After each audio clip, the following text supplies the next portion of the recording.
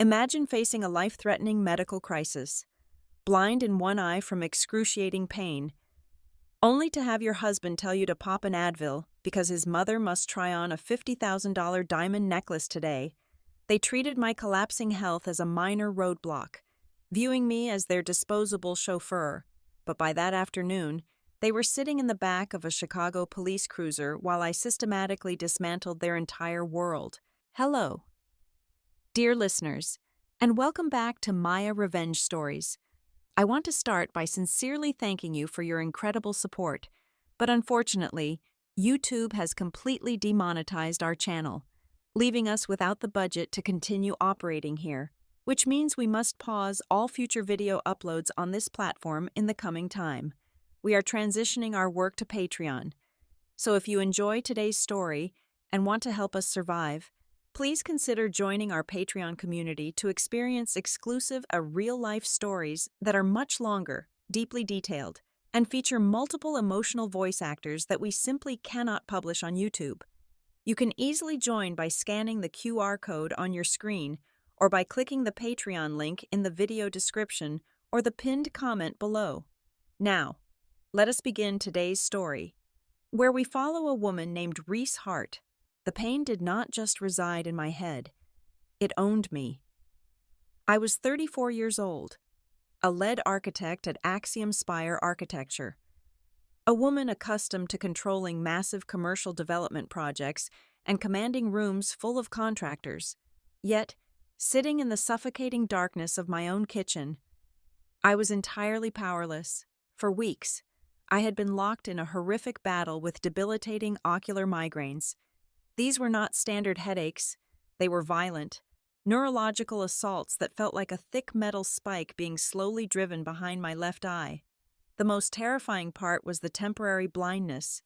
The vision in my left eye would blur, fragment into jagged shards of light, and then extinguish completely into a claustrophobic, terrifying void. Today was supposed to be my lifeline. After 3 agonizing weeks of waiting, begging receptionists, and enduring terrifying nights where I wondered if I would wake up at all, today was the day of my emergency neurological MRI. My primary care physician had bypassed the standard waiting list because the symptoms were escalating too quickly. We needed to rule out an aneurysm or a rapidly growing brain tumor. Every passing minute felt heavy, laden with the sheer terror of my own mortality. I sat alone at the kitchen island, trembling uncontrollably. The room was pitch black, the heavy blackout shades drawn tight against the morning sun. I pressed a freezing ice pack against my temple, praying for even a fraction of relief. The silence in the house was thick and necessary, a fragile shield against the nausea churning in my stomach. Then the kitchen door violently swung open. The sudden, blinding intrusion of the bright hallway light felt like a physical slap across my face. I gasped, aggressively squeezing my eyes shut and curling inward as a fresh wave of agony radiated down my neck. Footsteps clicked sharply and unapologetically against the hardwood floor. It was my husband, Julian, and his mother, Beatrice. Even through my watering, half-blind vision, the sheer audacity of their presence was suffocating. They paraded into my sanctuary of pain dressed in high-end couture. Beatrice was draped in imported silk, radiating a heavy, cloying, $300 floral perfume that instantly made my stomach violently heave. Julian stood beside her, clad in a tailored navy blazer, casually checking the reflection of his luxury watch in the dark glass of the oven door. "Get up, Reese. We need to get the car," Julian commanded. His voice was utterly devoid of empathy, sharp and impatient. He did not ask how I was feeling. He did not care that I was hunched over an ice pack in the dark. I slowly lowered the ice pack, my left eye already swimming in a hazy, terrifying gray fog. "Julian, I cannot drive," I whispered, my voice shaking with a mixture of pain and disbelief. "My MRI is in exactly 2 hours.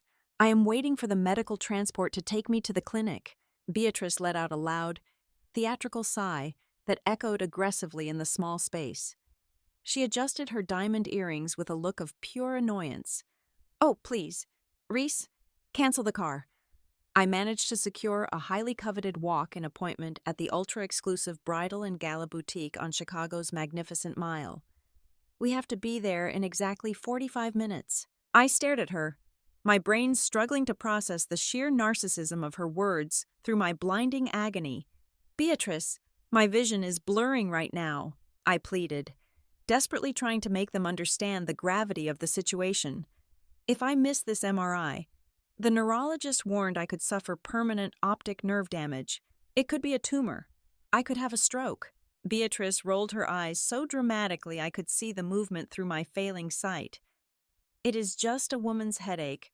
Reese, you are always so dramatic when you are stressed out. Take an Advil and grab your keys. My country club gala appearance is next week, and this fitting simply cannot wait. I turned my desperate gaze to my husband, the man who had vowed to love and protect me through sickness and health. Julian, please, I cannot see. Instead of helping me, Julian closed the distance between us, reached across the marble counter, and aggressively snatched my car keys right out of my trembling fingers. Stop being so selfish and dramatic, he snapped, his face contorted into an ugly sneer. Reschedule the scan. My mother's gala cannot wait. You are going to drive us downtown right now. In that singular suffocating moment, something inside of me permanently broke. The overwhelming terror of my failing health, the fear of brain tumors and blindness, instantly evaporated. It was entirely consumed by an icy, calculating, venomous rage, staring at his perfectly styled hair and her greedy, expectant posture. The absolute truth slammed into my chest. They would literally let me drop dead on this kitchen floor without a second thought.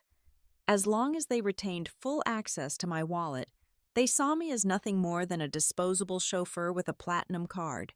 I slowly stood up, pressing my palms flat against the cold surface of the kitchen island to steady my trembling legs. I lowered my chin, masking my face in the shadows, and let out a long, defeated exhale. Fine, I said, my voice hollow and deceptively calm. I will drive you. Just give me exactly 3 minutes to send a quick out-of-office email to my team so they know I'm stepping away. Julian smirked, a sickening expression of victory washing over his face as he tossed my car keys back onto the counter. He turned his back to me, already adjusting his expensive cufflinks. I picked up my phone, but I did not open my work email. My fingers flew across the screen, driven by a quiet, mechanical adrenaline that temporarily muted my physical agony.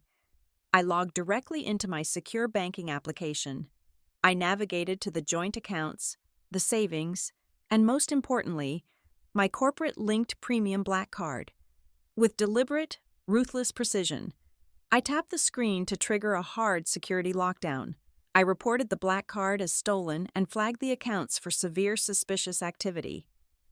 A red banner flashed across my screen, confirming that any transaction attempted would immediately trigger a high-level fraud alert. I locked my phone, slipped it into my pocket, and grabbed my keys. The trap was set. The drive into downtown Chicago was a masterclass in psychological torture. The late morning sun glared fiercely against the windshield, reflecting violently off the metallic hoods of the cars on the Kennedy Expressway. To my failing left eye, the sunlight was not just bright, it was a physical weapon. The world on my left side was breaking apart into jagged, floating gray pixels, closing in like a thick fog. I gripped the leather steering wheel so hard my knuckles turned entirely white, driving with extreme, terrifying caution. Every single bump in the asphalt sent a shockwave of nausea straight up my spine. Beside me in the passenger seat, Beatrice was in absolute heaven. She had her smartphone resting on the center console, the speakerphone volume cranked to the absolute maximum. For 45 grueling minutes, she called every single socialite friend in her contact list. Her voice was a loud, piercing shriek of pure greed that echoed in the confined space of the vehicle. Yes, Brenda, we are heading to the Magnificent Mile right this very second, Beatrice bragged, waving her manicured hand in the air as if her friend could see her. My rich architect daughter-in-law is completely footing the bill today. We are looking at a custom diamond set for the country club gala. Oh, it is going to cost easily $40,000 or $50,000. But you know how she just loves to spoil me. We are getting the VIP treatment. I sat in total silence, a ticking clock of survival counting down in my head, while she giggled over the phone. From the back seat, Julian was a relentless, aggressive nightmare. He leaned forward, aggressively kicking the back of my driver's seat with his leather shoes. "Speed up, Reese. You are crawling like an absolute turtle," Julian commanded, groaning loudly. "Merge into the left lane right now. Cut off that delivery truck. We are going to lose our reservation time." "The glare is blinding me." "Julian," I stated, my tone dangerously flat. "I have to drive carefully. I cannot see the lane markers on my left side." "Stop making excuses and just step on the gas," he yelled, completely oblivious to the fact that I was actively wincing. My left eye completely shut as I navigated heavy city traffic with half my vision gone. We finally turned onto Michigan Avenue, pulling up to the valet stand in front of the ultra-exclusive bridal and gala boutique. The massive glass doors of the storefront gleamed under the Chicago sun. Before the valet could even open my door, I shifted the car into park, but kept the engine running. I did not unbuckle my seatbelt. Julian frowned, looking at me through the rearview mirror. "Get out of the car. Reese, the appointment starts in exactly 2 minutes." "I cannot come inside just yet," I said, staring straight ahead. The CEO of Axiom Spire Architecture just sent an emergency text. He flagged a critical structural error on the new downtown high-rise project. I have to pull out my laptop and fix the computer-aided design files right here in the car, or we lose a $50 million contract. Julian scoffed, visibly annoyed by the inconvenience of my career. I reached into my designer purse and pulled out the heavy metal black corporate card, the exact card I had just frozen and flagged for severe fraud. I turned and handed it back to him. "Take this," I said, forcing a tight, compliant smile. "Go inside. Tell the manager to pull the best pieces. Buy whatever your heart's desire. I will join you the second I fix this file." Blinded by the shiny piece of plastic in his hand, Julian's irritation instantly vanished. He snatched the card from my fingers. Beatrice practically leaped out of the passenger seat, her eyes wide with manic excitement. They handed the valet a $20 bill and rushed straight toward the towering glass doors of the boutique. They did not pause. They did not look back. They did not ask if I needed water, if my head was okay, or if I could even see the laptop screen I claimed to be working on. I watched them closely. The second they crossed the threshold and the heavy glass doors closed behind them, my compliant facade dropped. I instantly hit the master lock button on the driver's side door. I rolled up the tinted windows, completely sealing myself inside. I reached out and cranked the air conditioning to the maximum level, letting the freezing air blast against my sweating, trembling face to soothe the roaring heat in my head. I shifted the car back into drive, completely ignoring the confused valet standing on the curb. Without a single ounce of hesitation, I pulled away from the curb and drove straight toward Northwestern Memorial Hospital to fight for my life. The valet at Northwestern Memorial Hospital barely had time to open my door before I stumbled out, leaving the engine running. My legs felt like lead, heavy and entirely uncoordinated.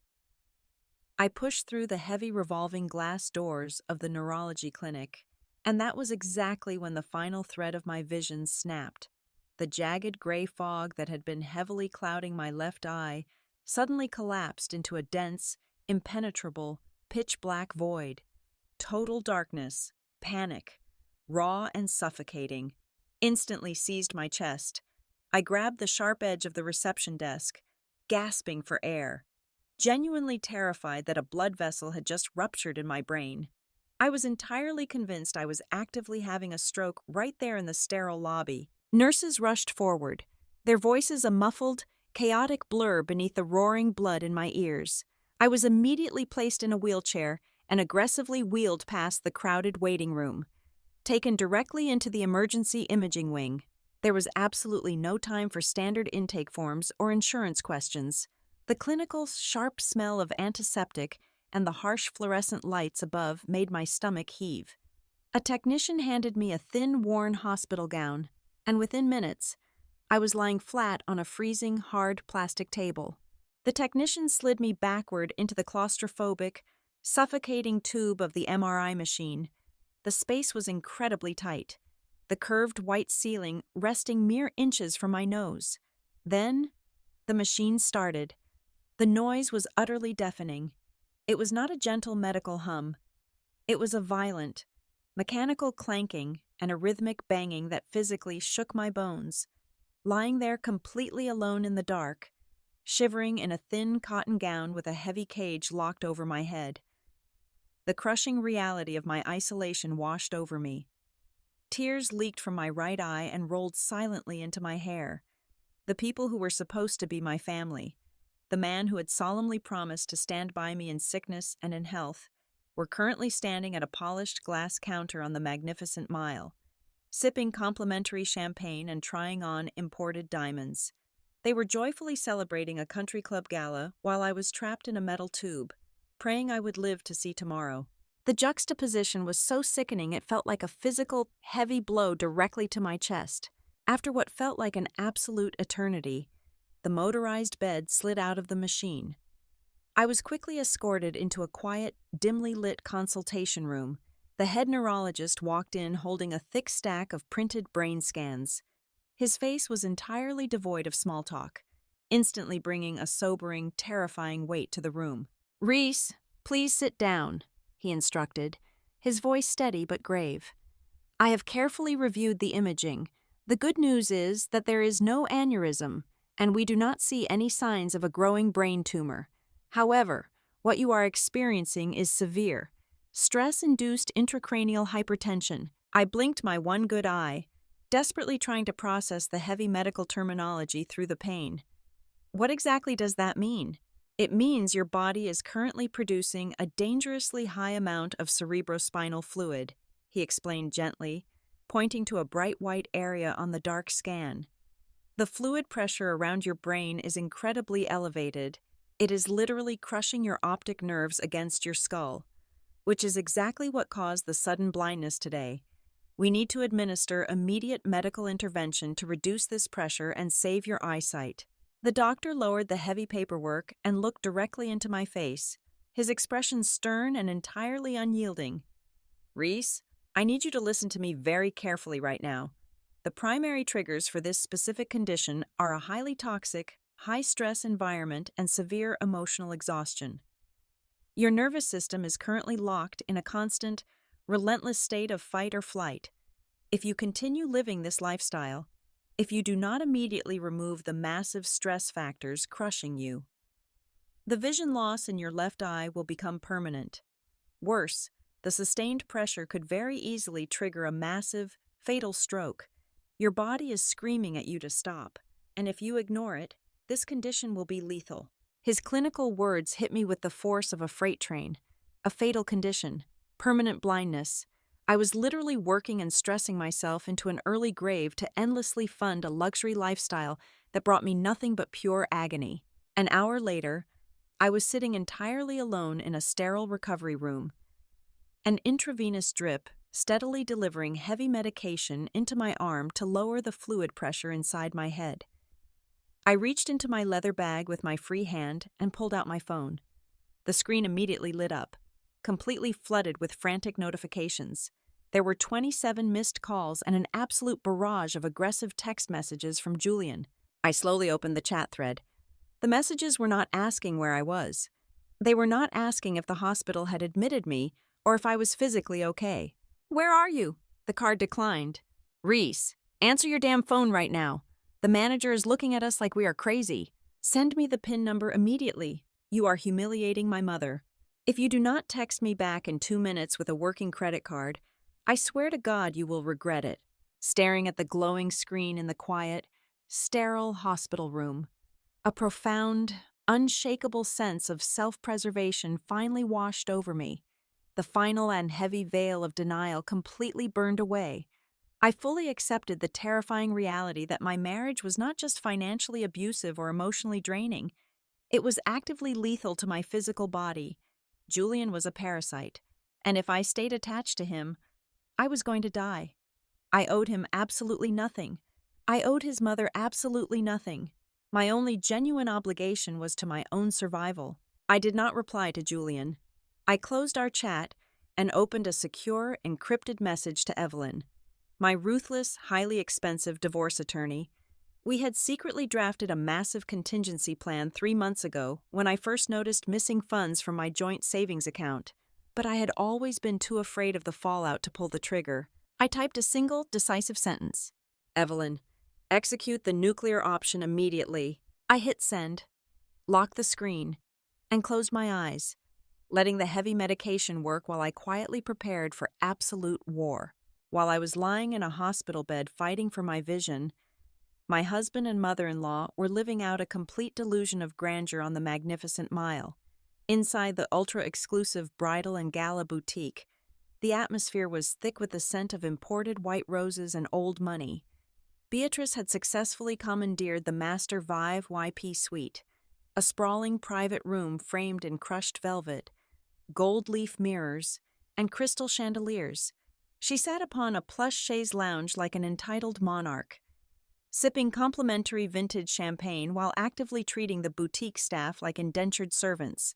She aggressively complained about the temperature of the room, forcing the highly trained attendants to adjust the thermostat 3 separate times. She snapped her fingers at the tailors, harshly criticizing the hand-stitched beading on a pure silk gown and demanding they bring her out pieces reserved strictly for high-profile celebrity clients. She even demanded a different vintage of champagne, claiming the complimentary bottle tasted far too cheap for her incredibly refined palate. By the time an entire hour had passed, she had aggressively piled up exactly $45,000 worth of imported silk gowns, custom Italian leather shoes, and an exquisite set of diamond accessories. Julian was completely useless to her fitting, entirely absorbed in his own manufactured reality. He paced the perimeter of the luxury showroom, soaking up the wealthy atmosphere as if he had personally built the designer brand from the ground up. He held a crystal tumbler of scotch in one hand and his smartphone in the other, aggressively taking selfies next to the glass display cases housing luxury watches. He recorded several long videos for his social media followers, speaking in a low, pretentious voice about the exhausting burdens of styling for elite country club galas, acting exactly like a billionaire tycoon generously treating his mother to a lavish afternoon. Not once did he check his phone to see if my medical appointment was finished. Not once did he wonder why I was still supposedly sitting in a hot car working on architectural files. His ego was entirely inflated by the surrounding luxury, completely blinding him to the massive trap I had set.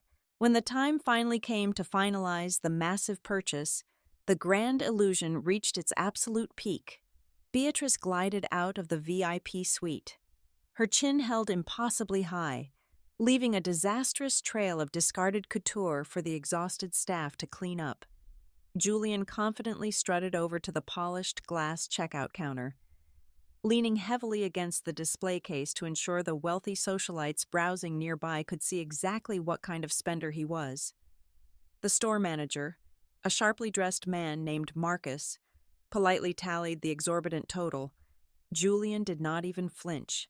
He smugly reached into his tailored blazer and slapped my heavy, metal corporate linked credit card onto the pristine glass surface, fully expecting the manager to bow and grovel for his patronage. Marcus picked up the black card with practiced elegance, inserting the gold chip into the boutique's high-end processing terminal. Julian turned to Beatrice, offering her a smug, completely self-satisfied grin. Then, the sound echoed violently through the quiet, hushed luxury of the boutique. It was a loud, obnoxious, and intensely sharp error beep. The smug grin instantly vanished from Julian's face. Beatrice blinked rapidly, her heavy diamond earrings catching the chandelier light as she frowned in utter confusion. Marcus kept his expression perfectly neutral, a crucial skill honed by years of dealing with erratic, wealthy clients. "I apologize, sir," Marcus stated in a low, incredibly discreet tone. "The card has been declined, Would you prefer to use a different method of payment for the $45,000 today? Julian's face flushed a deep, ugly shade of crimson. Declined? That is absolutely impossible, he snapped, his voice slightly too loud for the sophisticated environment. The wealthy women browsing the nearby bridal racks briefly paused their hushed conversations, glancing over with mild, highly judgmental curiosity. Run it again right now. My wife is a lead architect. There is an unlimited balance on that account. Your cheap machine must be broken. Marcus maintained his polite, practiced smile. Of course, sir. Let me try running it manually. He swiped the magnetic strip through the side of the terminal. The machine did not just beep this time, it froze completely. A glaring red warning message flashed across the digital screen facing the manager. The secure banking system registered a hard fraud lock. The bank had actively flagged the card as stolen by the primary account holder, and the boutique's advanced security protocols instantly locked the entire point-of-sale terminal to prevent any further tampering. Julian began sweating profusely. He desperately pulled out his phone and rapidly fired off the aggressive text messages I had already received and ignored in my hospital bed. He furiously demanded the personal identification number. He demanded I fix the banking error immediately, completely unaware that his access to my financial life was permanently and legally severed. Desperate to save face in front of the whispering, elite clientele, who were now openly staring at the escalating commotion, Julian made a spectacularly foolish and highly illegal decision. Look, my wife's bank is just being overly cautious because of the massive purchase size, he lied smoothly, wiping a heavy bead of sweat from his forehead.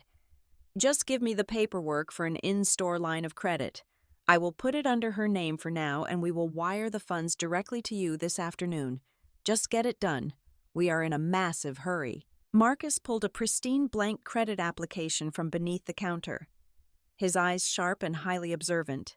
Julian aggressively snatched the expensive boutique pen and hastily filled out my personal information, my massive income bracket, and my private social security number, which he had memorized for joint tax purposes. At the very bottom of the page, he boldly forged my signature, awkwardly attempting to replicate the sweeping loops of my handwriting. He pushed the heavy paper back across the glass counter, acting as if he had just easily solved a minor inconvenience. However, Marcus was not a fool. The terminal alert had already explicitly warned him of a stolen card in the possession of an unauthorized male user. Now, this very same man was deliberately committing documented identity theft on store property, forging the signature of the female account holder who had actively reported the fraud just an hour prior. Thank you, sir. Let me just process this quickly in the back office, Marcus said smoothly, taking the forged document and sliding the confiscated black card into his pocket. Marcus stepped into the glass-enclosed back office and quietly triggered the silent security alarm under his desk. He signaled the two burly, suited security guards standing near the front entrance. Without making a single sound, the guards moved to the heavy glass doors of the VIP suite area and locked them tightly from the outside, physically trapping Julian and Beatrice inside the extravagant viewing room. Then, Marcus picked up the phone and dialed the Chicago Police Department to report an active identity theft and premium credit card fraud in progress. For 10 agonizing minutes, Julian and Beatrice sat trapped in the VIP suite, completely oblivious to the legal trap closing around them.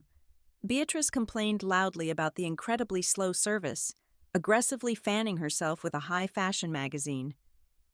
Julian paced nervously back and forth across the velvet carpet, staring at his phone, desperately waiting for a reply from me that would never come. The beautiful champagne illusion shattered violently the exact moment the heavy front doors of the boutique swung open.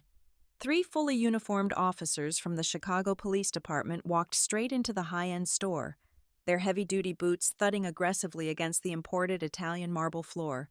The entire boutique went completely dead silent. The wealthy shoppers gasped out loud, pulling their expensive designer bags close to their chests, utterly horrified as the armed officers marched straight past the sparkling diamond displays. Marcus unlocked the VIP doors and pointed directly at Julian. Sir, step away from the merchandise and place your hands entirely where we can see them, the lead officer commanded, his stern voice booming through the delicate, quiet showroom. Beatrice let out a sharp, deeply terrified shriek, dropping her crystal champagne glass. It shattered into 100 jagged pieces on the floor, the expensive liquid completely soaking into the velvet rug. Her smug, aristocratic facade completely crumbled into sheer, unadulterated panic. "What is the meaning of this?" Julian demanded, his voice violently cracking with fear as he took a stumbling step backward. "I am a wealthy man. You cannot just walk in here and harass us." "We received a verified call regarding felony identity theft and the active use of a stolen premium credit card," the officer stated coldly, resting his hand firmly on his heavy utility belt. "I need to see your official identification immediately, sir." Julian fumbled desperately for his leather wallet with violently trembling fingers, his billionaire tycoon persona instantly evaporating into squirming, pathetic desperation. Right there, entirely surrounded by racks of $40,000 dresses and watched eagerly by the most elite socialites in the city. My husband and mother-in-law were loudly and publicly detained. The police physically separated them, aggressively questioning Julian about the freshly forged signature, while Beatrice sobbed hysterically, burying her face in her trembling hands as the wealthy patrons openly filmed the spectacular, humiliating downfall on their smartphones. The aristocratic arrogance was entirely gone, replaced wholly by the gritty, devastating reality of criminal suspicion. The walk of shame from the luxury boutique to the waiting police cruiser stripped away every remaining layer of Julian and Beatrice's fragile, manufactured dignity. Because Julian was legally married to the primary account holder, the district attorney declined to press formal felony charges for grand identity theft at that exact moment, classifying the incident as a severe civil domestic dispute and a fraudulent transaction attempt. However, the police officers did not spare them any humiliation. They were aggressively detained in front of dozens of gawking pedestrians, subjected to a rough public pat-down against the side of the squad car, and shoved unceremoniously into the hard, gray metal back seat. Their high-end social standing on the Magnificent Mile was permanently incinerated in a single afternoon. At the downtown precinct, the cold machinery of bureaucracy completely dismantled their remaining arrogance. Julian was led into a sterile, windowless holding room where he was forced to empty his designer pockets onto a scratched stainless steel table. His luxury watch, his gold money clip, and his phone were confiscated during the intake process. Desperate to salvage his reputation and escape the terrifying reality of the situation, Julian frantically demanded to use his phone call. The desk sergeant tossed his device across the metal table with a bored, detached expression. Julian immediately dialed my phone number, expecting me to pick up and bail him out of his mess like I always did. Instead, a harsh, automated robotic voice echoed through the speaker. "The subscriber you are trying to reach is not accepting calls from this number. Please try again later." Julian tried 6 more times, his voice escalating from confident irritation to a pathetic, high-pitched screech, as every single call was instantly rejected by my active block. Meanwhile, the investigating detective contacted our corporate bank to verify the status of the black card. The bank representative calmly and clearly confirmed that the primary account holder, Reese Hart, had flagged the card as stolen and locked all associated joint lines of credit hours prior, fully establishing that the transaction was an unauthorized fraudulent attempt. The boutique officially pressed charges for trespassing and attempted fraud, resulting in a formal permanent trespass ban barring both Julian and Beatrice from setting foot on the property ever again. By late afternoon, the precinct doors swung open, spitting them out onto the gray, gritty pavement of a bustling Chicago sidewalk. The contrast was breathtaking. Beatrice stood shivering in her imported $3,000 silk gown, her designer heels sinking uncomfortably into the cracked concrete. Julian was stripped of his blazer, his shirt collar unbuttoned and stained with nervous sweat. They had zero cash. Their phones were flashing dying battery warnings, and because my accounts were locked down tight, They did not have a single cent to pay for a premium rideshare or a yellow cab. The metropolis did not care about their couture clothing or their country club status. Defeated, humiliated, and desperate, they were forced to walk 4 blocks to the nearest subterranean public transit station. There, amid the stale smell of diesel exhaust and damp concrete, they boarded a crowded city bus for 2 grueling, multi-transfer hours. Julian and Beatrice stood shoulder to shoulder with exhausted working-class commuters who stared openly at the bizarre spectacle of 2 overdressed snobs crammed into a rattling public transport vehicle. The fake veneer of their elite lifestyle completely melted away in the humid, crowded bus cabin. As the vehicle lurched heavily through traffic, the pent-up panic and humiliation finally boiled over into a vicious, screaming match. "This is entirely your fault, Julian!" Beatrice shrieked over the roar of the engine. Her face twisted in rage as she jabbed a manicured finger into her son's chest. "If you had just charmed the manager instead of acting like an arrogant fool, we would have walked out of there with the diamonds. You ruined everything." "Me?" Julian shouted back, his voice cracking with absolute fury as surrounding passengers turned away in disgust. "You are the one who demanded a $45,000 shopping spree while living completely beyond our means. Reese locked the accounts because of your endless greed, and now we have nothing."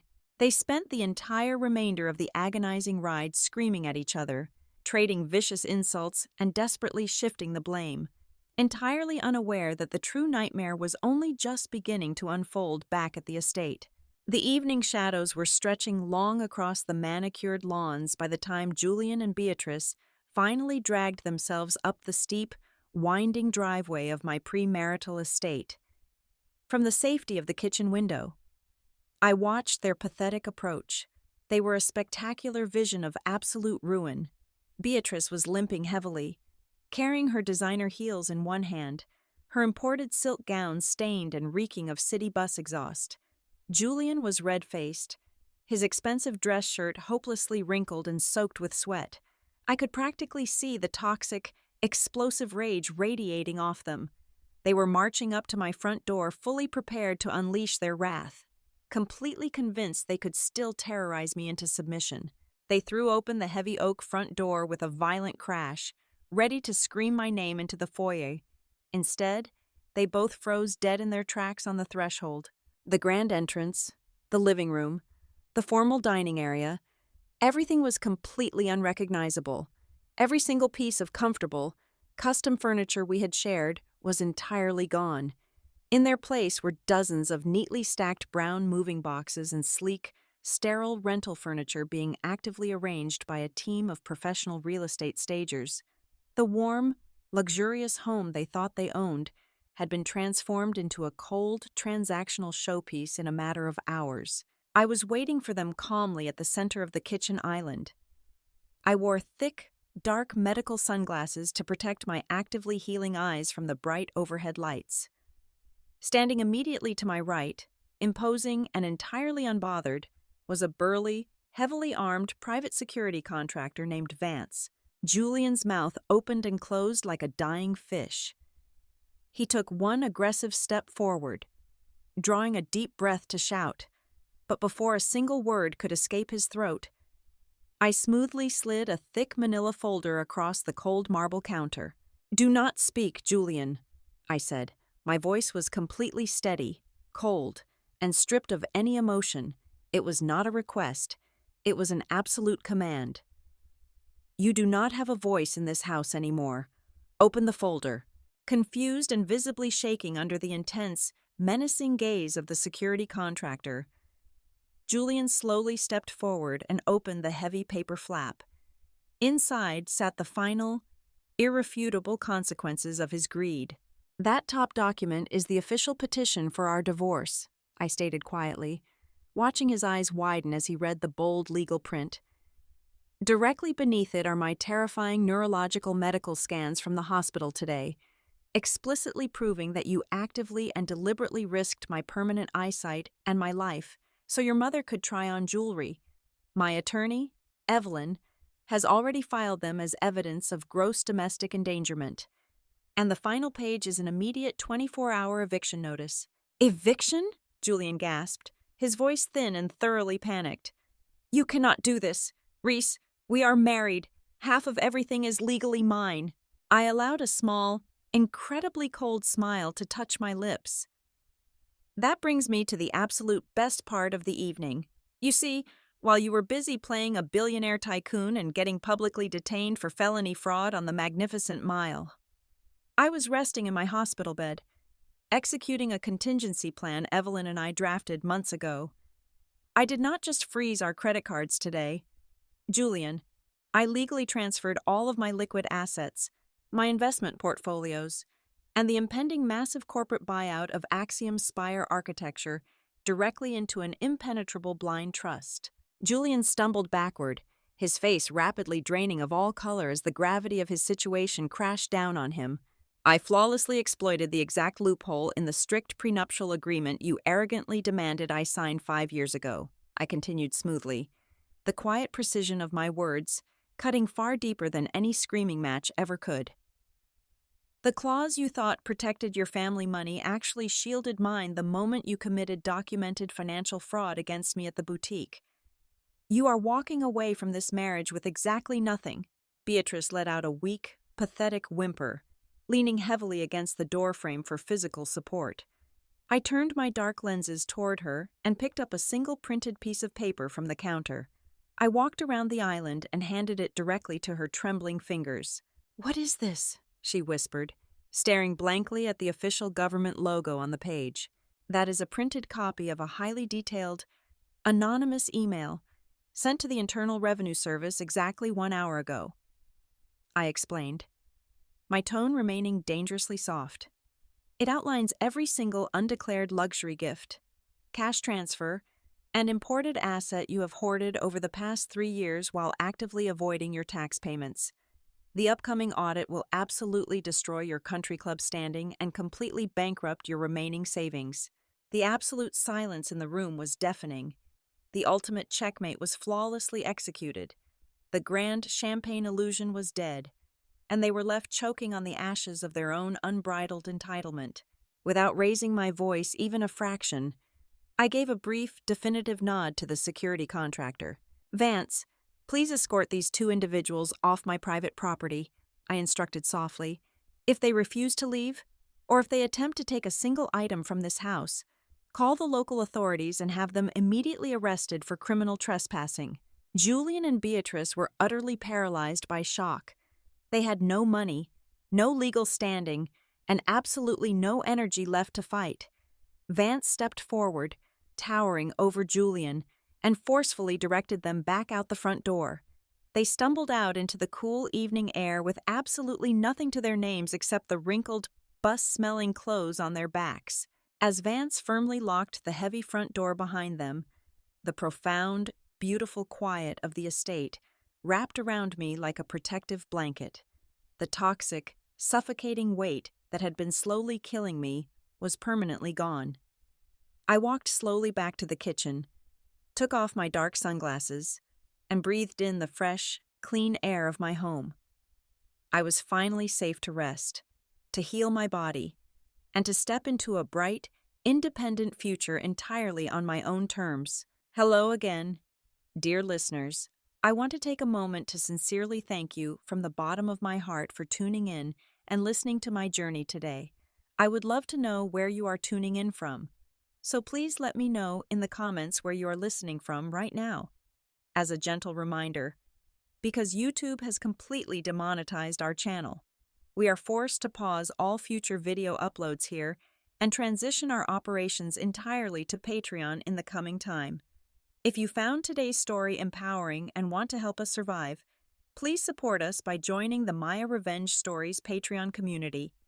There, you can listen to our absolute best, longest, and most detailed exclusive true stories that we simply cannot publish on YouTube. You can join right now by scanning the QR code on your screen or by clicking the Patreon link located in the video description or the pinned comment. Thank you so much for your support, and have a wonderful day.